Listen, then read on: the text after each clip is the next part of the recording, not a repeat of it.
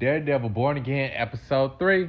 This episode represents how crooked the justice system is. Like, you're supposed to stand up for justice. You're supposed to stand up for what's right. The crazy thing is about this whole situation, the more that I think about it, y'all literally operate as a gang. Like, if you watch within the court scene where the informant is supposed to sit here and tell the factual side of the story, in a sense of looking at all those cops in there, they're literally trying to intimidate him. And he looking at it as, okay, if I sit here and I tell the truth, then guess what? They're going to put him either A, in the ground, or B, he's just going to get locked up. But Matt prevails in the end in order to prove Hector's innocent. And we also get a subtle taste of him being Daredevil by, as always, listen to people's heartbeats, listen to see if they're lying, telling the truth. And I want to say Matt was questioning himself. I say that because when the district attorney was making his closing argument, he proceeded to say, real heroes don't wear masks. Like, how can I be a voice for justice and also standing up for people, but at the same time, I'm also hiding behind this mask?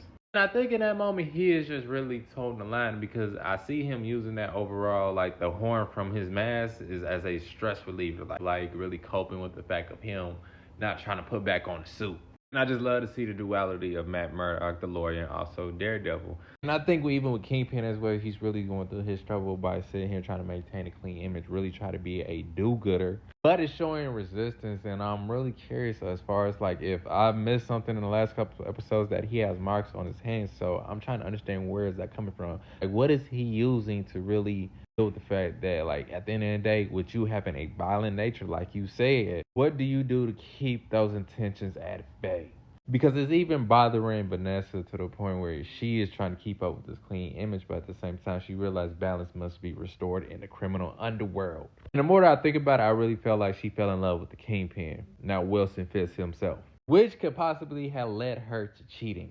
I think with him also not liking the overall turnout of the Hector case, because that case within itself is adding fuel to the fire of him saying like, hey, there will be no more vigilantes in this city. We continuously getting subtle signs of the Punisher, but not in the way that we know. Overall, he has a big impact on the police force.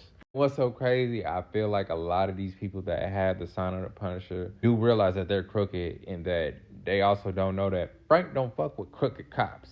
And I just want to see how Frank is going to react to this overall situation. And a part of me feels like Hector getting put down at the end of the episode and you saw the whole Punisher symbol. I don't feel like that's Frank. I feel like that's one of the cops taking justice into their own hands, feeling as if, oh, okay, this would be something the Punisher would do. When it came to Hector, aka White Tiger, it almost gave me like a Shakespearean type feel. And a part of me would have mind of seeing White Tiger in future seasons of Daredevil.